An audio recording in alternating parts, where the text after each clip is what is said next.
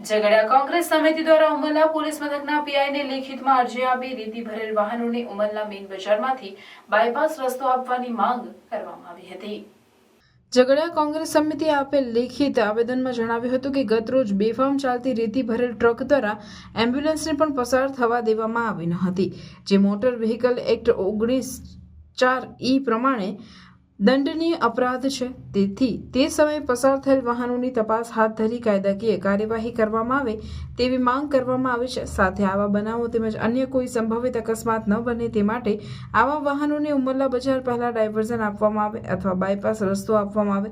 જ્યાં સુધી આ મુજબના બાયપાસ રસ્તાની વ્યવસ્થા ન કરવામાં આવે ત્યાં સુધી આવા વાહનો ચોક્કસ સમય મર્યાદામાં પસાર થાય તેવી રજૂઆત કરવામાં આવી છે। બજારમાંથી જે રેતીની ભારે વાહનોની અહીંયાથી પસાર થઈ રહ્યા છે બજાર વિસ્તારમાંથી, અને તે રેતીની ગાડીઓમાંથી પાણી પણ પડતું હોય છે, અને આ રેતીની ગાડીઓ સવારથી સાંજ સુધીમાં ઘણી સંખ્યામાં પસાર થતી હોય છે।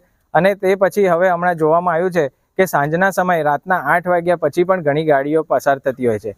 આ પસાર થતી ગાડીઓને કારણે ગ્રામ્યજનો પ્રજાજનો તો ને કર્ણગ્રસ્ત થાય જ છે, પરંતુ ગઈકાલે રાત્રે અહીં એક એમ્બ્યુલન્સને પણ દર્દીને લેવા જતા અને પાછા ફરતા પણ એ અટવાઈ હતી, અને જેના કારણે દર્દીની સ્વાસ્થ્યનો ખતરો પણ ઊભો થયો હતો। એટલે આ મુદ્દે અમે અહીં તાત્કાલિક ધોરણે અમારા આગેવાનો સાથે રજૂઆત કરવા આવ્યા હતા।